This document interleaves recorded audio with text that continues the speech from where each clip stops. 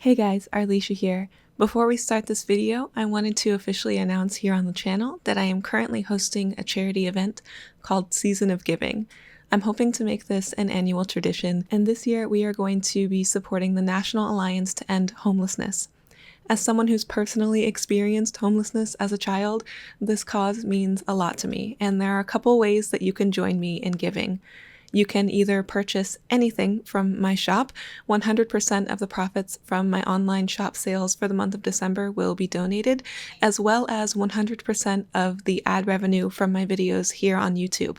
So if you would like to support financially and get some art goodies from me, you can do that. Or if financial giving is not in the cards for you right now, then you can watch any of my videos here on the channel, and 100% of that ad revenue from this month will be donated. Thank you all so much for supporting this cause already. Even if you've just been watching my videos this month, you're doing it. I will be making daily updates in my Instagram story, as well as updating my website every day to let you know how much we've raised.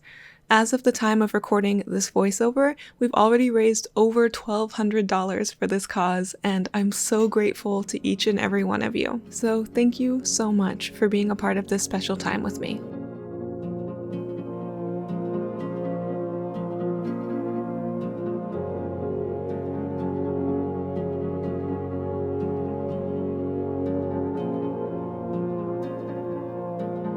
For this next limited palette video, I asked you guys over on the YouTube community tab what colors you would like to see.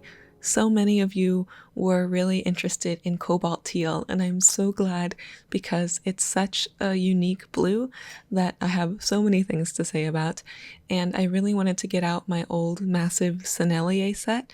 I say old, but I've only had it for, oh goodness, is it going to be 4 years now? And to be honest, it's a little dusty, and these close-up shots make it look even dustier than it actually is. But I absolutely love, I think that Sennelier calls it turquoise green, their PG50, which is used by many brands as a cobalt teal. One of the pairings with this color was like a coral, so I grabbed this really beautiful red. I think maybe, did I write French Vermillion? Is the one I used for this by Sennelier. I love this pairing so much. I really wanted to use it for this video, and I'm mostly showing it to you guys today because I love the way that reds and cobalt teal granulate with one another.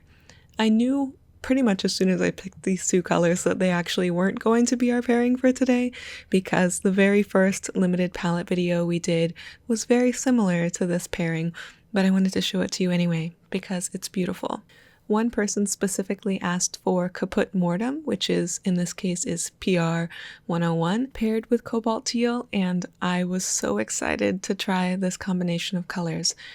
This is a rusty sort of reddish brown that is a much darker value in mass tone, and when paired with the Cobalt Teal, which is even in its densest, most saturated form, is a much lighter color, which gives beautiful, cloudy, moody grays and bluish colors. And Cobalt Teal is one of my favorite granulating colors to mix with other colors because it affects those mixes in some really obvious ways, like the granulation and the fact that it's blue.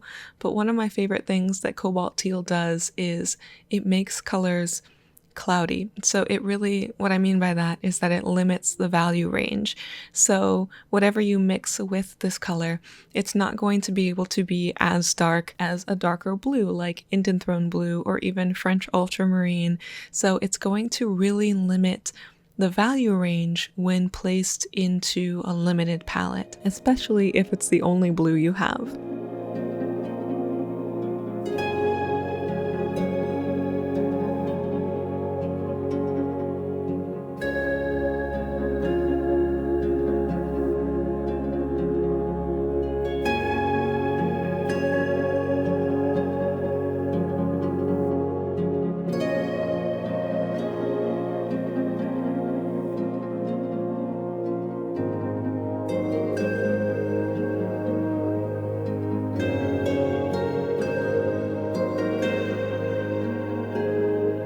It didn't take me a very long time to figure out what I wanted to experiment with as far as an actual painting for this palette, I did a quick little thumbnail sketch of a very, very loose idea and decided to just run with it.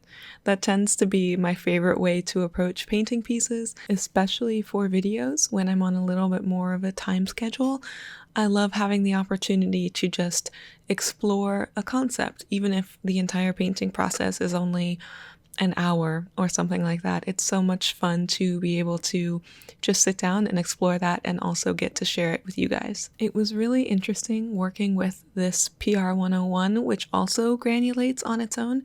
So working with just two granulating colors was so much fun, and that PR 101 acted like a red, but also kind of a brown and also a little bit like a purple, especially when mixed with a bit of that cobalt teal. I haven't used my Sennelier watercolors in a while, and I actually took out a few of the half pans from this large set and placed them in a separate smaller palette. So the palette that you saw at the beginning isn't all of the colors. There were a few that I had moved around. I've really been wanting to push myself to loosen up even more with my paintings.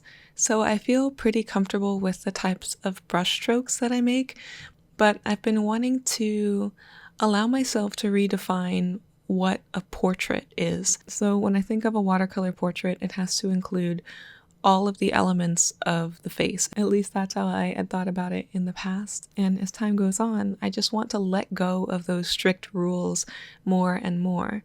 So what if I only vaguely suggest certain features? Like I had put in a couple of loose lines for ears on this head that ultimately ended up being covered up. And I wanted to focus specifically on the nose and mouth as far as features that would be slightly more rendered, and then the eyes are only vaguely suggested. And I'm really happy with how that turned out for this piece. I ended up only using, I think, a couple of brushes for the actual painting, and I wanted things overall to stay vague and loose, and I tried to avoid even some of the few things that I would do to enhance the darkest areas. And having a limited palette like this, where adding that cobalt teal already limited my values, I wasn't able to get super, super dark values with these two mixes.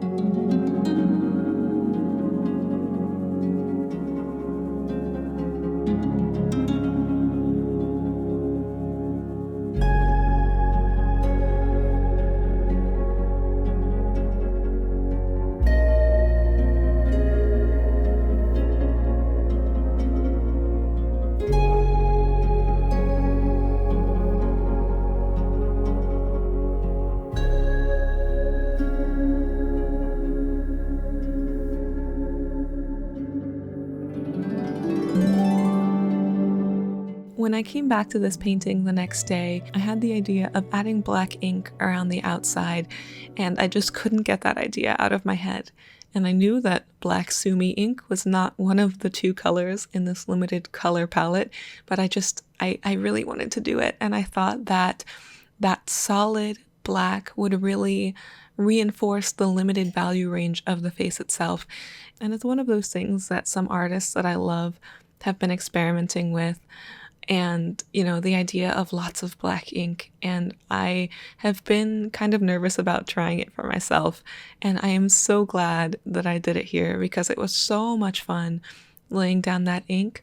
I think I ended up doing 2 layers, and that black was so nice and so solid, and it made me realize pretty quickly that if I wanted the majority of the value range to be in the face, that I was going to have to cover up most of the white in the background so that those high contrast areas wouldn't distract from the main subject. And now I'm going to have to try really hard not to just put black ink all over everything, because it is so satisfying and so much fun to just do lots of black. Maybe I know I say this all the time, but maybe I could make a small painting series out of, lots of black. That's the fun thing about doing art, is I can do what I want. So if I want to try a thing, I can try a thing with as many paintings as I want, and it's all just being an artist. So that's exciting and very satisfying.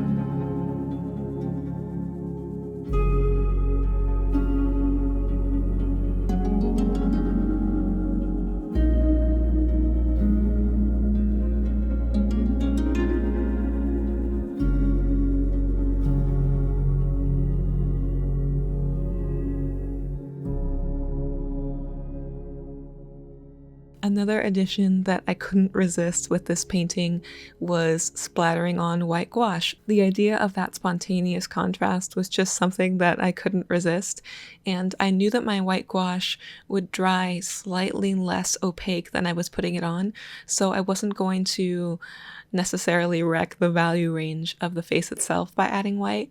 And I'm really happy with the combination of, the more rectangular brush strokes with slightly more organic shapes, and it was just so much fun. You can find this original piece for sale in my shop, and I will have prints available as well.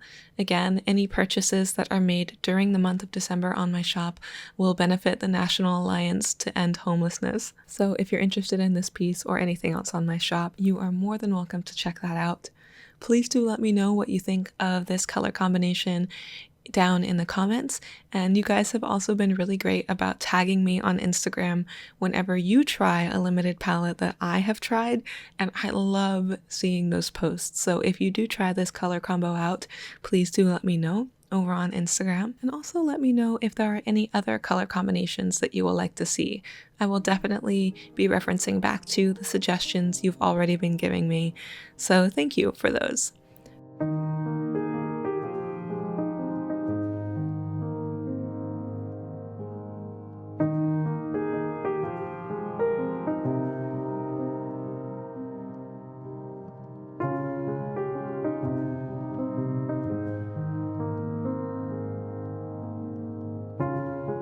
As always, a massive thank you to my members on YouTube and my patrons over on Patreon.